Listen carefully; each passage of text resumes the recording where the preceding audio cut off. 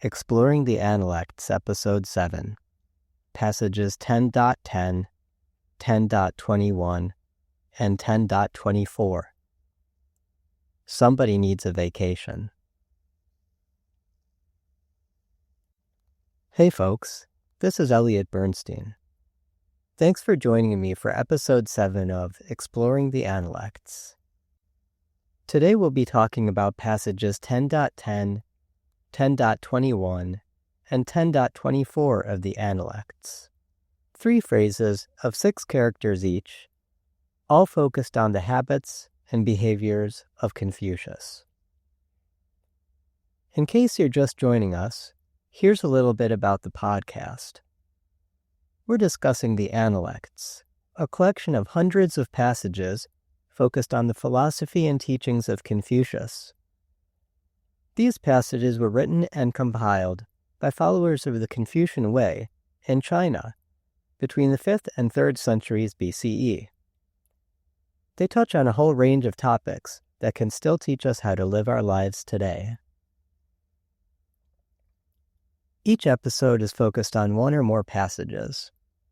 I introduce the passages, give informal translations, read the Chinese, then provide more faithful translations.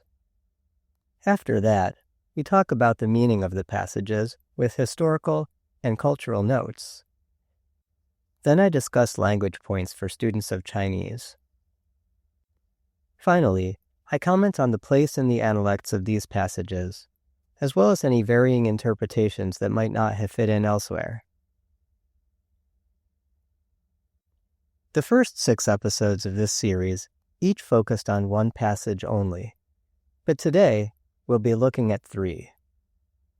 I'm doing this because these 3 passages all come from Book 10 of the Analects, and they're thematically similar. They even contain similar language and grammatical constructs. I think this is going to work out just fine, but it's a bit of an experiment. So if this departure really just wasn't what you were looking for, please let me know. I'm always looking for feedback on what I can do to keep the show engaging and informative. Now that that's covered, let's get started with my informal interpretation of these passages. These interpretations tend not to stick to the Chinese, but they do capture something about the spirit of the passages that I think will help you make sense of them. Anyway, here it is. My boss is a real piece of work. He can't shut up. We'll go to lunch and he'll just talk through the whole meal with his mouth full. His wife even sent him to therapy because he'll talk until the second he falls asleep. She said he lays there stiff as a board all night, and as soon as he wakes up, he stands there all puffed up like he's receiving some medal of honor. He walks into work like that too, but he doesn't look at us or say good morning or anything. He just heads straight into his office and closes the door. Somebody needs a vacation. Well, just in case my boss is listening, I swear to God, this isn't about you. Next up, I'll read the passages in a modern Mandarin pronunciation. Then we'll follow up with a more faithful translation into English by Professor Pei-Min Ni from his excellent book, Understanding the Analects of Confucius. 10.10 是不语，群不言. When eating, he would not converse. When lying in bed, he would not talk. 10.21 入太庙，没事问. When he entered the Grand Temple, he asked about everything. 10.24 寝不施，居不容. In bed, he did not lie like a rigid corpse. At home, he did not assume formal deportment. Now let's dive in a little deeper and discuss some of the interpretations and ideas behind these phrases. This section might appeal to you if you're interested in the philosophical, historical, or cultural context behind the Analects. Following that, I'll talk a bit about the language. I normally save discussion of a passage's location within the Analects as a whole toward the end of each episode. But today, I'm going to do that up front. That's for two reasons. First, all three of these passages appear in Book 10. And second, Book 10 stands out among all chapters of the Analects for its stylistic and thematic differences. If you listen to Episode 3, where we discussed passage 10.12 about Confucius's view on sitting mats, you might remember some of this since we covered it as well in that episode. But I'm adding context as well based on some of my recent reading that actually makes a lot of sense considering the anomalies of Book 10. Book 10 of the Analects is known as Xiangdang, or Confucius in his hometown. This book is different because it doesn't have any quotes of Confucius in it. There's none of that 子曰 stuff that Confucius said that you see at the beginning of so many passages in other books. Instead, it's a collection of descriptions of behavior and rituals. And ostensibly, these are descriptions of Confucius's habits, life, and preferences. Many of these focus on what you might consider minutiae, things like the way he walked when he was going to greet guests, the clothes he wore at different times of year, and the food he would and would not eat. But what I've learned recently is that this book may not originally have been about Confucius at all. Edward Slingerland, whose translation I've mentioned in several other episodes, is a professor of philosophy at the University of British Columbia, whose analysis often takes both a qualitative and quantitative approach. And here's what he writes about Book 10. Based on their style, lack of explicit subject, and parallels to be found in other early ritual texts, such as the Record of Ritual or Book of Etiquette and Ritual, scholars have concluded that most of the passages in this book were probably culled from a lost ritual text that provided anonymous guidelines and injunctions for the aspiring gentleman. From earliest times, however, this book has been viewed by commentators as an extended description of the ritual behavior of Confucius in particular, and it was probably intended by the editors of the earliest stratum of the Analects to be understood that way. So, are we talking about Confucius in these passages? Maybe not. We might have a stronger argument against this in this case, but there's no guarantee any of the Analects is a direct reflection of Confucius. Between its age, multiple anonymous authors and editors, and the competing agendas of different schools formed by disciples that we know influence the final work, we really can't be certain what reflects the historical figure versus the Confucius created by tradition. As much as we talk about Confucius on this podcast, like the title says, this is an exploration of the Analects. It's using the Analects not specifically to teach you about the Confucian tradition or the man himself, but to dig into just about anything and everything we can learn from these passages, whether that's historical, philosophical, ethical, linguistic, or just about anything else that stands out to me. So I'm going to move ahead with the idea that these passages were just as likely culled from a lost ritual text as anything else, and see where that gets us. Let's get started with that, first looking at passage 10.10. As a reminder, this passage says, "When eating, he would not converse. When lying in bed, he would not talk." Some translations render converse as instruct, which does make a little more sense, since conversation is common for many people during meals, but few people would want to attempt teaching a lesson while eating. If we're taking this as a guidebook, it makes more sense to read this passage as an imperative, in which case it would be, don't converse while eating, and don't talk while you're lying down to sleep. Overall, this seems like reasonable and practical advice, even in the modern age. Concentrate on what you're doing. Try not to multitask. If we take Book 10 as less of an etiquette guide and more of a guide for ritual propriety, then we get a slightly different interpretation. That is, these aren't instructions for everyday life. They're instructions for how you should act when preparing for or conducting a ceremony. In 6th century BCE China, some rituals took days to prepare for, as well as days to conduct. Other passages in the Analects describe the fasting and purification that would be done in preparation for some such rituals.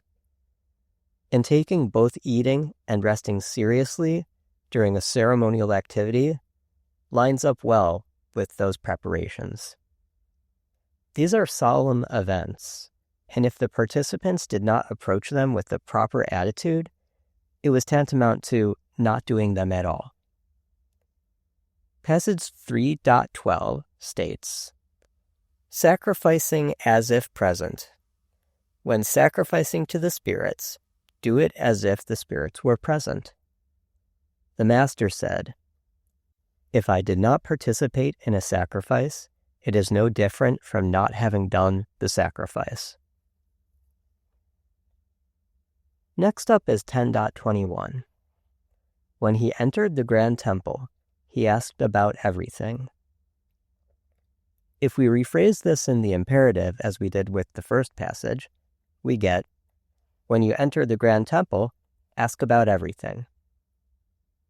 There's also a small clarification that's needed in this translation, which is that the everything being asked about refers to events or activities. It doesn't refer to things. So the point is not that someone is walking into the temple and pointing at every ritual vessel asking, what's this one? What's that one? It's that they're asking about how things are going, who's been doing what, who's acting in what capacity, and so forth. Again, the point here is that if you're taking part in an activity and you're not wholeheartedly engaged in that activity, then you might as well not be doing it. So it's best to do one thing at a time and truly focus on doing that one thing while you do it. One thing that you should know in order to understand this passage is what a grand temple was.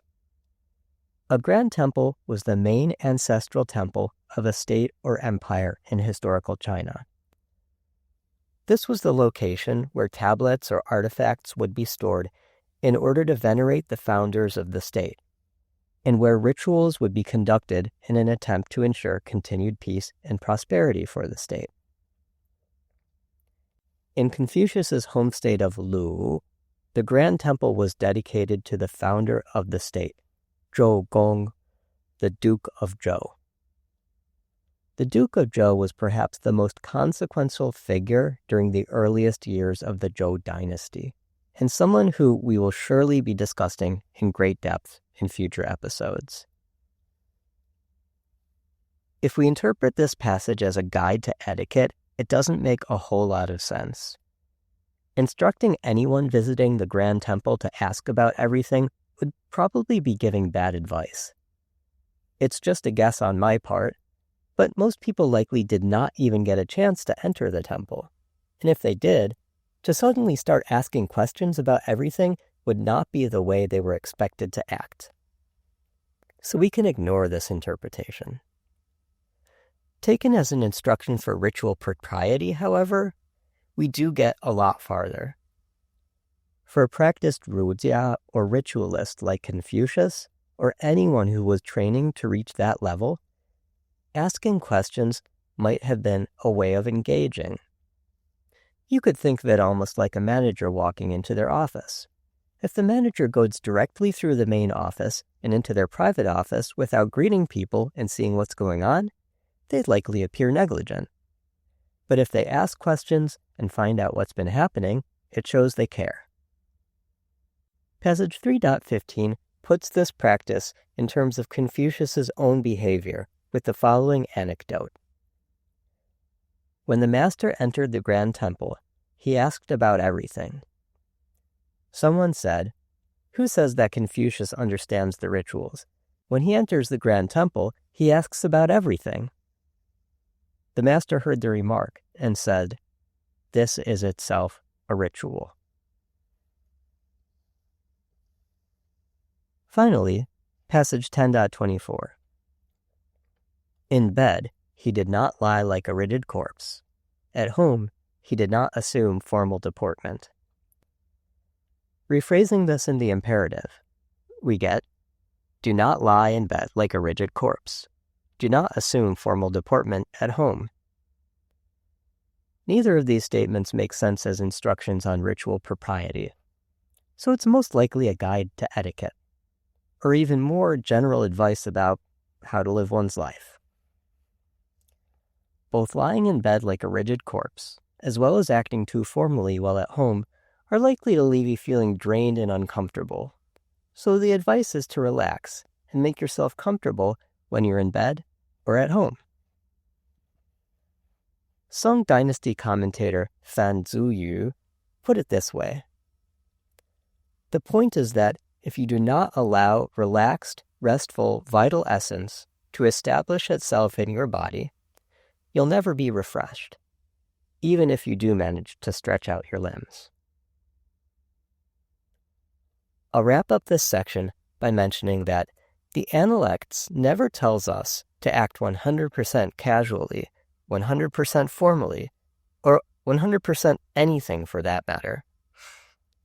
It always returns to the idea that every situation requires balanced and proper judgment. The way we're encouraged to move through the world is by completely internalizing the Dao, or the way, and achieving so-called full unity of the individual with the way of heaven, or 天人合一. Reaching this level, where it's second nature to know when to relax and how much to relax, when to act formally and in what ways to act formally, or basically how to best engage with others in any situation, is why we see many seemingly contradictory and impossible to emulate statements throughout the Analects. Here are a couple. He was composed and yet fully at ease. That's written in passage 7.4. And the master was gentle yet firm, commanding yet not ferocious, respectful yet at ease. That's 7.38. It's not that these are intentionally impossible to achieve, but that the standard set by Confucius for one who was always able to engage with the world in the best way possible, it was practically impossible to put into words. If you think about it, there's no words for the perfect middle ground between being composed and being at ease, or being gentle, yet being firm. The term that best captures this idea in general is zhongyong, or constantly hitting the mark. That's something we'll definitely be digging into in later episodes.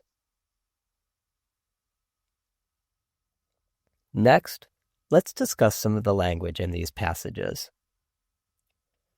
First, we'll learn some of the vocabulary. 3 characters in these phrases refer to speech of different types: yu, yan, and wen.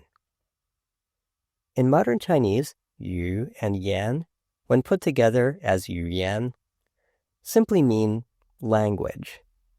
But used alone in classical Chinese, yu means conversation, or possibly instruction, whereas yan is simply speaking, and not indicative of who is involved or what the purpose of the speech serves.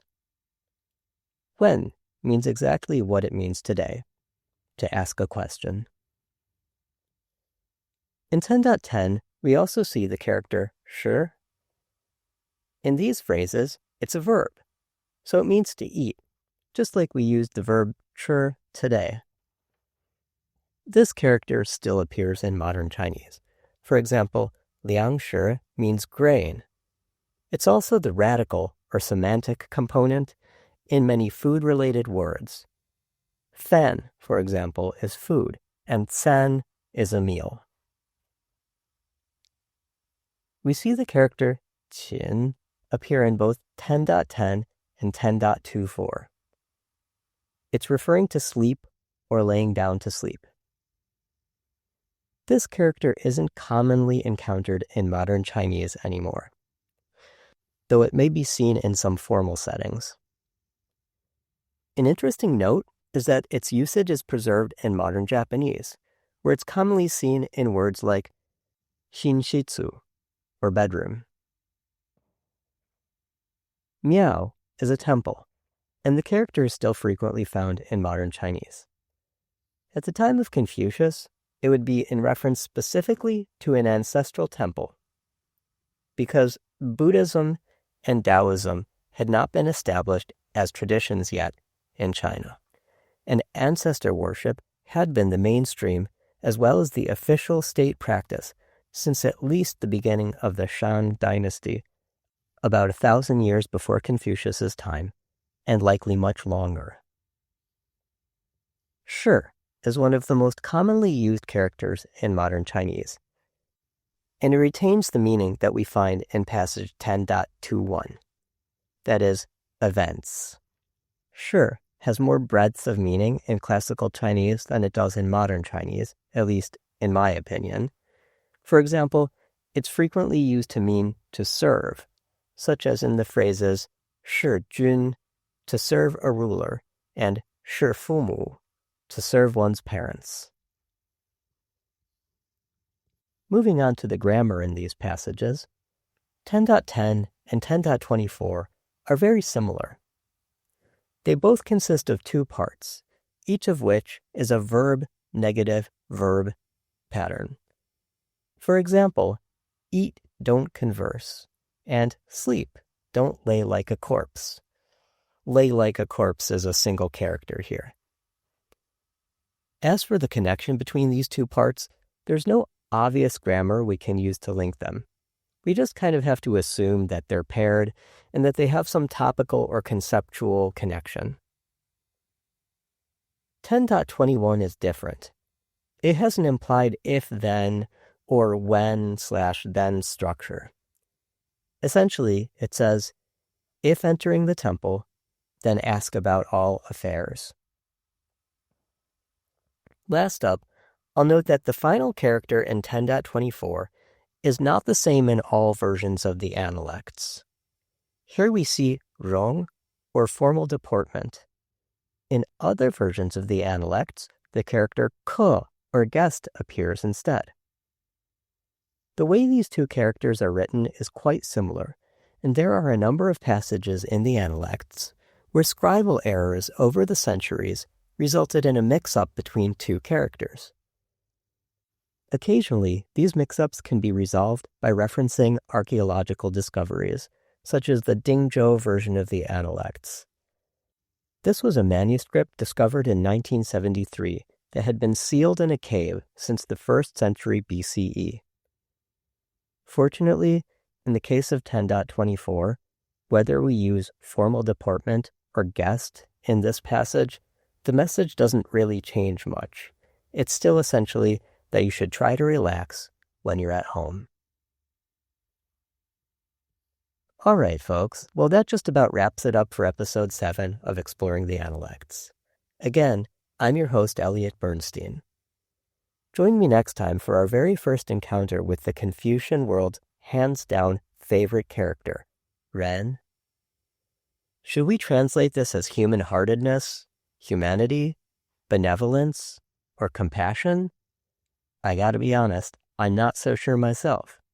But no worries, we'll have a great time figuring it out. See you there.